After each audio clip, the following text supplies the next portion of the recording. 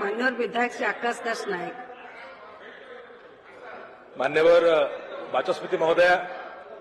प्रकृत पक्षे ये सारा राज्यर जो समस्या ये समस्या प्रति समस्त सदस्यंकर उद्वेग रही मोर संपूर्ण आशा और विश्वास आमर दक्ष स्वास्थ्य मंत्री नेतृत्व में आगामी दिन में निश्चित भाव में यार समाधान हम। आज विशेष भाव में कहना चाहूँगी जाजपुर जिले में क्लरिकल हाउसकीपिंग और सिक्यूरीटी गार्ड ये सब किसी आउटसोर्सिंग संस्था को दिया मेडिकल मानक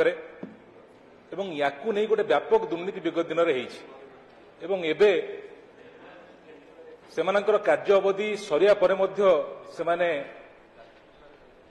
जो कथा कहते सदस्य जे केवल ओडिशा सारा है जाजपुर जिले नुहे मु जाजपुर जिला केवल कथा ये कहूँ जे सेमानंकर अवधि सरला परे मध्य एपर्यंत से कंटिन्यू करछंती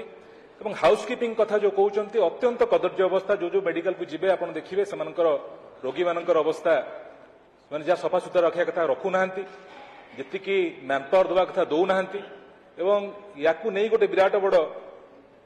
दुर्नीति छिड़ा होउची मु संपूर्ण आशा और विश्वास मोर अच्छी माननीय स्वास्थ्य मंत्री से कड़ा कार्यानुष्ठान नापी मुझे अनुरोध करी और से जो मान आउटसोर्सिंग सरी से तुरंत बदला जाऊ। मेडिकल कॉलेज जाजपुर जिले में खूब जल्दी आरंभ होउची सेठी किभली भाव में कड़ाकड़ी भाव में ये मैनपावर दिज्व आउटसोर्सिंग नक दिज्व से दिगरे मुझे अनुरोध करी माननीय मंत्री उत्तर रखी। माननीय मंत्री ऑनरेबल स्पीकर मैडम, निर्मल योजना माध्यम सारा ओडिशा रे आम डिस्ट्रिक्ट हेडक्वार्टर हॉस्पिटल टू नहीं आमर मेडिकल कॉलेज पर्यंत यार सफा सुतरा कम आउटसोर्स जो सिक्यूरीटी कम करथां एवं जाजपुर इश्यू जो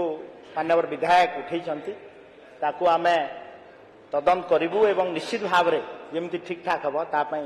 व्यवस्था करने सरकार प्रतिश्रुति देउछन।